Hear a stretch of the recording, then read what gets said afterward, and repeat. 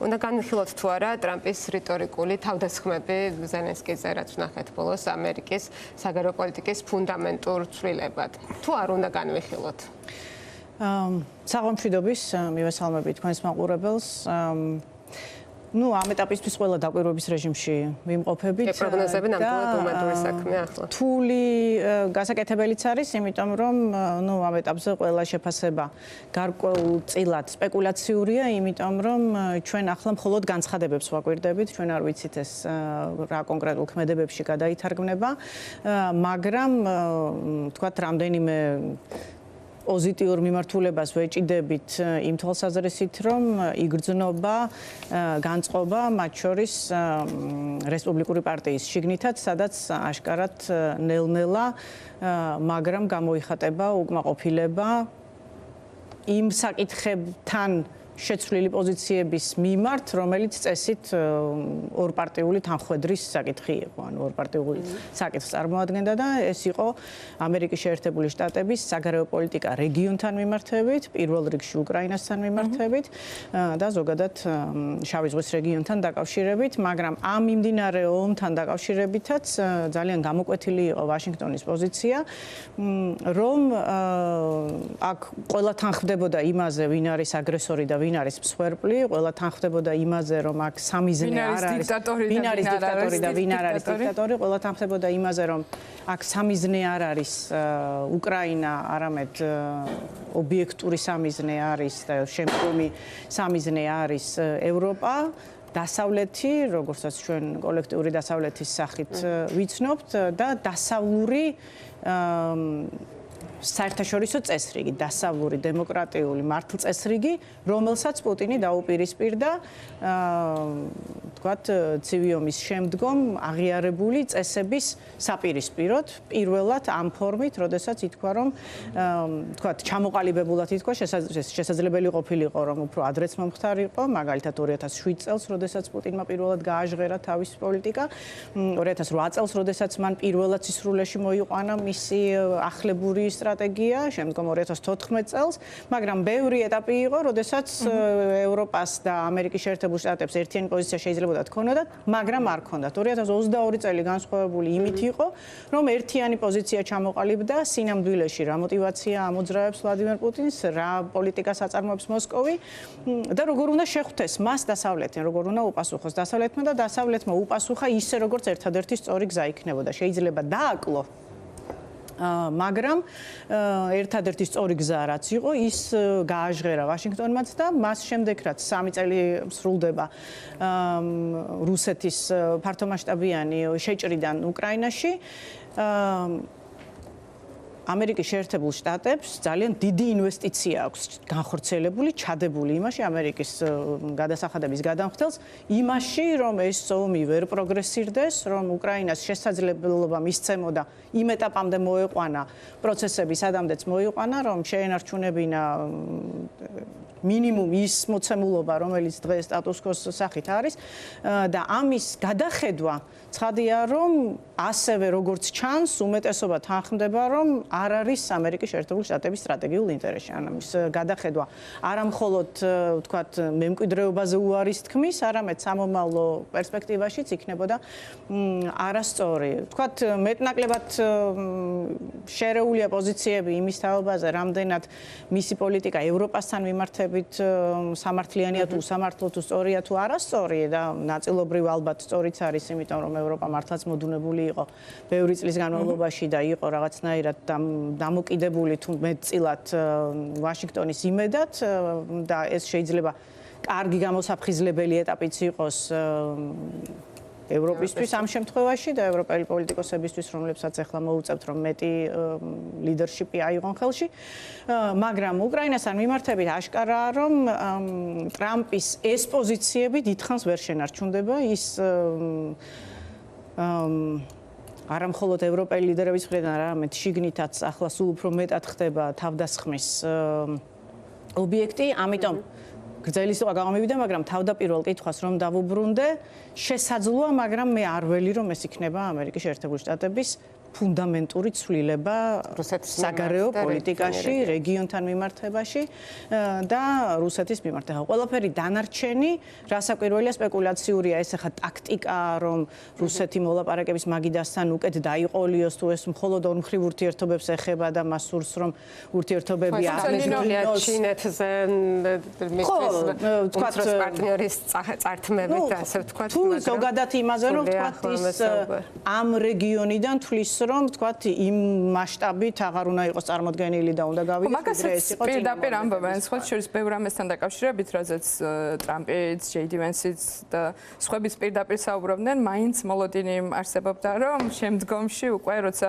პოლიტიკურ თანამდებობაზე იქნებოდნენ, შეიძლება უფრო დაბალანსებული პოზიციები ქონოდათ. მანამდე მინდა დაუბრუნდეთ, თუ ევროპაზე კომენტარი არ გაქვთ მინერალების შეთანხმებას, იმიტომ რომ ძალიან ბევრი რამ ხდება და ალბათ ერთ რამეზე ამ ყველაფრის დაყვანა არასწორია, მაგრამ ყველაზე ხშირად ეს ამოტივტივდება ხოლმე. Wall Street Journal-ის ბოლო ინფორმაცია იყო, რომ სავარაუდოდ შესაძლოა დღესაც კი მოეწეროს ხელი. თავდაპირველ დიდი განხეთქილების საბაბიც მინერალების შეთანხმება გახდა. რამდენად აქვს რეალურად ამხელა წონა ამ შეთანხმებას ტრამპისთვის და დღევანდელი გადასახედიდან თუ უკეთეს შეთანხმებას მიიღებს, სწორი იყო თუ არა ზელენსკის თავდაპირველი დამოკიდებულება, როცა ერთ საათში არ მოეწერა შეთანხმებას ხელი, რომელიც არ მოსწონდა მას უკრაინისთვის.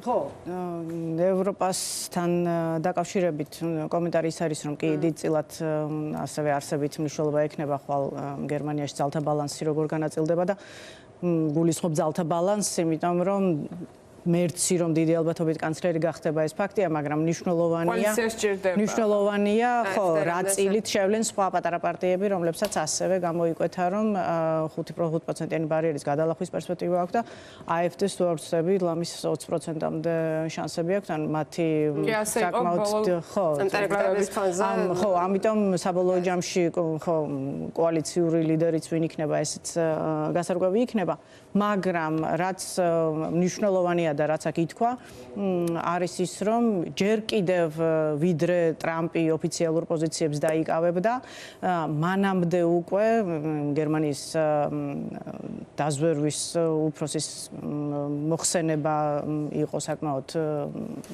სქელტანიანი რუსეთიდან მომავალი საფრთხეების თაობაზე, სადაც ძალიან კაფიოდ განისაზღვრა და განიმარტა ორი რამ. პირველი ის, რომ 2028, 2029, 2030 წლებისთვის რუსეთის სამიზნე იქნება ბერლინი და მათ კრიტიკულ ინფრასტრუქტურას და მათ შორის ჰიბრიდული ომი გამოიკვეთა მნიშვნელოვან გამოწვევად და მეორე ფაქტორი ის, რომ ანუ აქ გამოიკვეთა განსხვავებული ტენდენცია იმ ევროპული ხედვის, რაც აქამდე იყო, რომ ვთქვათ, ის თუ ეს განიხილებოდა როგორც ევროპასთან ახლოს მყოფ ქვეყანაში მიმდინარე ომი, ახლა იქ დასახელდა, რომ თვითონ არიან შემდგომი პირველადი სამიზნე და მეორე მნიშვნელოვანი ფაქტორი, რაც გერმანიის მოსახლეობისთვის და ანალოგიური ვითარება სამეზობლო ქვეყნებშიც არის ის, რომ უკრაინაში მიმდინარე ომს ევროპის მოსახლეობა და ევროპის ლიდერშიპი არ განიხილავს როგორც ევროპის წინააღმდეგ ომს. არამედ მათ შორის უკრაინაშიც ისე არ აღიქმება, როგორც ეს აღიქმება რუსეთში. ანუ რუსეთში თუ სრულმასშტაბიანი ომია და ისინი განიხილავენ ამას სტრატეგიულ დონეზე და მათ შორის არც ლამის 40% აქვს მგონი სამხედრო თავდაცვის დაფინანსება რუსეთში. ძალიან დისპროპორციული მონაცემია, როდესაც 2%-ზე ვერ ადის ბერლინი და პარიზი. ამიტომ ჯერ კიდევ ტრამპის შემოლაწუნებამდე მგონია, რომ ეს საკითხი მან ჯერ კიდევ პირველ დააყენა და დიდი ხანია ის თulis რომ ნატოში სხვაებიც უნდა წევდნენ მეტ კონტრიბუციას და ნაკლებად უნდა იყოს ევროპა. ეს კამპანიის პირობებში ითქვა და მათ შორის საკმაოდ მკაფიოდ ჩამოყალიბდა ამის ანუ ღია კარისმწვრევა იყო იმთავითვე, იმიტომ რომ მათ შორის ბალტიის პირის ქვეყნებმა თქვეს რომ ჩვენ პირველადი სამიზნე ვართ და ევროპამ უნდა თავის მონაწილეობა გაზარდოს და ჩვენც მზად ვართ და გავზარდოთ. ცხადია შოკი იყო შემდგომ იმის მოსმენა რომ შესაძლოა ნატოში ამერიკული წარმომადგენლობა უკან გავიდეს და ბალტიისპირეთის ქვეყნებიდან ამერიკამ უკან გაიწიოს. ანუ ეს კიდევ რაღაც დამატებითი გამოფხიზლება იყო, მაგრამ ფაქტია, რომ მინიმუმ შეგვიძლია იქიდან ამოვიდეთ, რომ ევროპის ქვეყნები ეხლა რაღაც გამალებულ მზადებაზე გადავლენ იმისთვის, რომ მინიმუმ საკუთარი უსაფრთხოების უზრუნველყოფა მოახდინონ ან ამისთვის მოემზადონ. რაც შეეხება მინერალებზე შეთანხმებას, მე მგონი აქ უფრო არ ვიცი, საწყის ეტაპზე ალბათ რაღაცნაირი ძალის დემონსტრირების თუ პოზიციების დაფიქსირების მსვლელობა უფრო კი, პრინციპული საკითხია, აშკარაა რომ პრინციპული საკითხია, ისიც აუდიტორიისთვის მათ შორის ალბათ. ხო, ცალსახად, უბრალოდ რამდენად ეს მოლაპარაკება, ანუ რამდენად ამ პროცესში საერთოდ ეს უნდა ყოფილიყო ასეთი პირველადი, რა ვიცი, მე მაინც თავისუფლებას მივცემ. ტრამპს ეჩქარება და მას უნდოდა რომ პირველსავე ვერსიაზე ხელი მოეწერა ზელენსკის, ანუ მთელი ეს პროცესი ეჩქარება. შესაძლოა, მაგრამ მაშინ კი და ლოგიკურიც არის, იმიტომ რომ მას სწრაფი შედეგების ჩვენება უნდა, მაგრამ მაშინ იმ კონტექსტიდან ვარდება, როგორც რაზეც ვისაუბრეთ, ხო? როგორც დაიწყო ეს მოლაპარაკების პროცესი, იმიტომ რომ ამერიკის შეერთებული შტატები ამ შემთხვევაში თუ მედიატორია, მაშინ მედიაციის რაღაც ანბანური წესები უნდა იყოს დაცული, ხო? მაშინ მინიმუმ კი, თუ ეს ორმხრივი მოლაპარაკება და მე ხლა პუტინს ველაპარაკები, იმიტომ რომ ის მჭირდება მე ამ წუთას მაგიდასთან, მაშინ პარალელურად მინიმუმ დიქტატორი არ უნდა ეძახო ზელენსკის და არ უნდა თქვა, რომ ეს ჩემი წარმომადგენელი რო ჩავიდა, იმას ეძინაო და რაღაც ხელის მოსაწანო.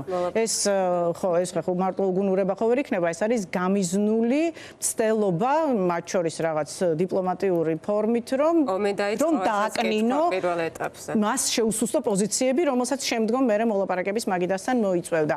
ამ ვითარებაში პირდაპირ ამ დილით შესვლა და გინდა თუ არა ხელი მოაწერე, ლოგიკური იყო, რომ იქიდან შესაბამისი პასუხი მოყვებოდა.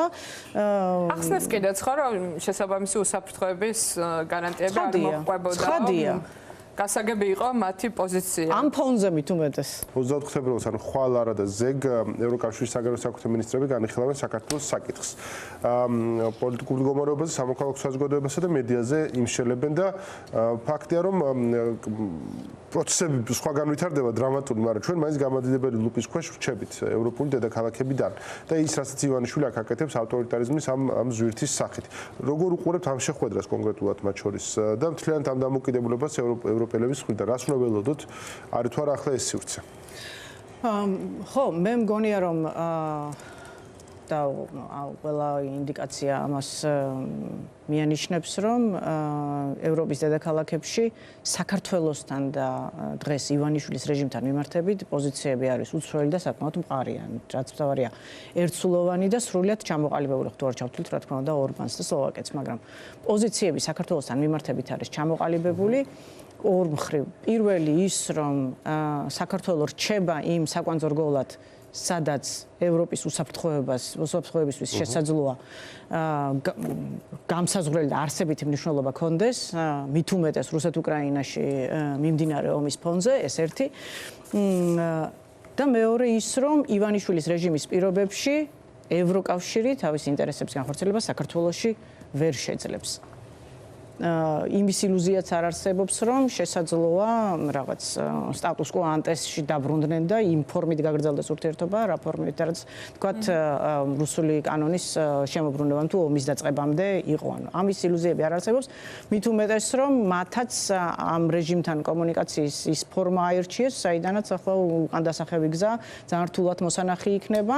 მათ არ აირჩიეს, ისინი იძულებული გახდნენ, რომ ამ ფორმით ეს ფორმა აირჩიათ, მაგრამ ფაქტია რომ